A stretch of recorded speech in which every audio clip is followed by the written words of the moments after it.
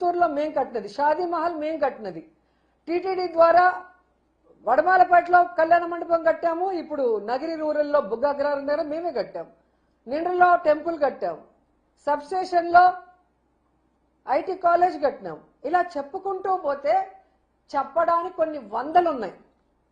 రైతు భరోసా కేంద్రాలు, సచివాలయాలు, urban health సెంటర్లు అన్నీ కూడా చెప్పుకోవడానికి, విలేజ్ క్లినిక్లతో సహా, రోడ్లు, డ్రైన్లు, పేదవాడికి ఇళ్లతో సహా ఇవి మేము చేశామని గర్వంగా చెప్పడానికి, చూపించడానికి ఉన్నాయి. కానీ 4 సార్లు ముఖ్యమంత్రి అయిన చంద్రబాబు నాయుడు ఈ జిల్లాలో పుట్టి కూడా ఈ నగిరి నియోజకవర్గానికి చెప్పుకోవడానికి చేసింది ఏమీ లేదు. ఎంత సిగ్గుచేటో ఒకసారి మీ అందరూ కూడా ఆలోచించండి. అండ్ ఈరోజు ముఖ్యంగా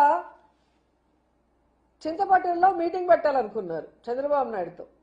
గత 3-4 రోజులుగా కలెక్టర్ గారు ఆ ప్రాంతంలో తిరిగితే జనాల మధ్యలో వచ్చిన వ్యతిరేకత చూసి పారిపోయారు కలెక్టర్ గారు. ఎందుకంటే ప్రతి ఎన్నికల ముందు వస్తారు చంద్రబాబు నాయుడు, మీకు ఖచ్చితంగా ఈ టెక్స్టైల్ పార్కు, చేనేత కార్మికులు ఎక్కువగా ఉన్నారు కాబట్టి టెక్స్టైల్ పార్క్ కట్టిస్తానంటాడు. ఎలక్షన్ అయిపోయాక మళ్ళీ పంగనామాలు పెడతాడు. మొన్న ఎలక్షన్లో ఇదే చెప్పి చేయలేదు కాబట్టి అందరూ కలెక్టర్ని నిలదీశారు.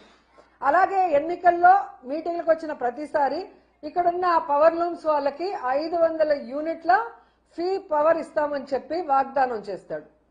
మొన్న అయితే ఏకంగా జియోనే చేశారు. ఇక్కడున్న మా అమాయకులైన చేనేత కార్మికులు అసలు సంబరపడిపోయి పాలాభిషేకాలు చేసేసి మీటింగ్లు పెట్టేసి, ఇక్కడ ఒక పనికి మాలిన ఎమ్మెల్యే ఉన్నాడు, ఏ పని చేయడు, మనుషులకు కనిపించడు, ఫోన్లు ఎత్తాడు, వాడిని కూడా పొగడేశారు. మాకు ఆశ్చర్యం వేసింది, ఇది ఎలా సాధ్యం? జగనన్న చేయలేదు, నేను ఎలా చేస్తాడు? కొన్ని లక్షల రూపాయలు ఈరోజు పిల్లల చదువు కోసం కానీ, ఆరోగ్యం కోసం కానీ, వాళ్ళకి పక్కా ఇళ్ల కోసం కానీ ఇంత చేసిన వ్యక్తి, చేనేత కార్మికులు కోవిడ్ లో కూడా స్కూల్ యూనిఫామ్స్ తో దాదాపుగా 10 కోట్ల రూపాయలకు పైగా వాళ్ళకి డబ్బులు వచ్చే విధంగా యూనిఫామ్ల ఆర్డర్లు ఇచ్చారు, నేతన్న నేస్తం ఇచ్చారు. రాజశేఖర రెడ్డి గారు అయితే ఏకంగా ఇక్కడున్న వాటర్ పొల్యూట్ కాకుండా ఈటీపీ ప్లాంట్ ఇచ్చి ఇక్కడున్న వాళ్ళని కాపాడితే అన్నిటినీ నాశనం చేసేసిన వీళ్ళు. ముద్దుకృష్ణ నాయుడు నాశనం చేశాడు. మున్సిపాలిటీయే లేకుండా చేస్తా మేము అధికారంలో వస్తే, మీరు పన్నులు కట్టొద్దండి అని చెప్పి అందరినీ చెడగొట్టాడు. ఈటీపీ ప్లాంట్ కనెక్షన్ ఇవ్వద్దండి, అసలు కట్టాల్సిన అవసరం లేదు అని చెప్పి చెడగొట్టాడు. అధికారంలోకి 2014లో వచ్చినా ఇంతవరకు మున్సిపాలిటీ క్యాన్సిల్ అవ్వలేదు.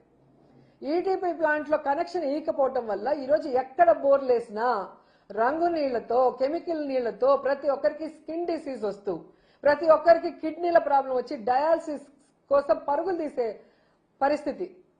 ముద్దుకృష్ణ నాయుడు ఆయన కొడుకు ఉన్న అతను ఎమ్మెల్యేగా నాశనం చేసేసి ఈరోజు ఏదో ఆయన పుట్టినప్పటి నుంచి, పార్టీకి వచ్చినప్పటి నుంచి ప్రజల కోసమే పనిచేశాడు, ప్రజల కోసమే బతికాడని చెప్పి సిగ్గు లేకుండా అబద్ధాలు చెప్తుంటే నగిరి ప్రజలు అలా ఆశ్చర్యపోయి చూస్తున్నారు. ఏంట్రా ఇంత సిగ్గు లేకుండా, కన్నార్పకుండా ఎలా వీళ్ళు ఇన్ని అబద్ధాలు చెప్పగలరు అనేసి.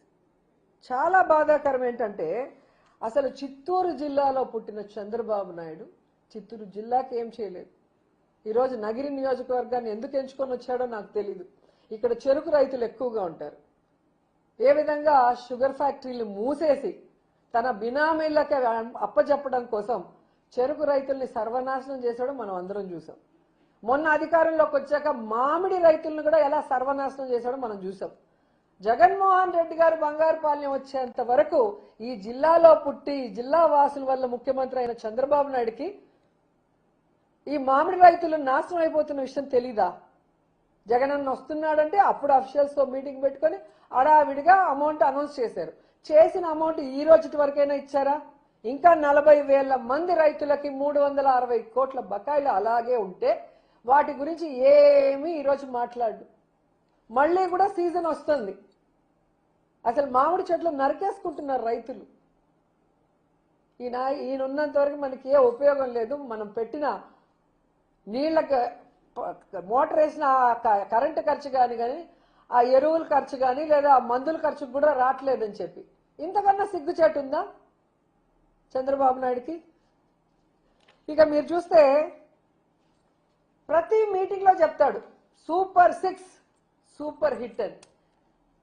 ఇది ఎన్నిసార్లు అయినా కూడా ఎంత సౌండ్ గా చెప్తాడో అబద్ధాన్ని. నేను సూటిగా చంద్రబాబు నాయుడు అడుగుతున్నా, మీరు సూపర్ 6 అన్నారు. ఆ సూపర్ 6 లో మొదటిది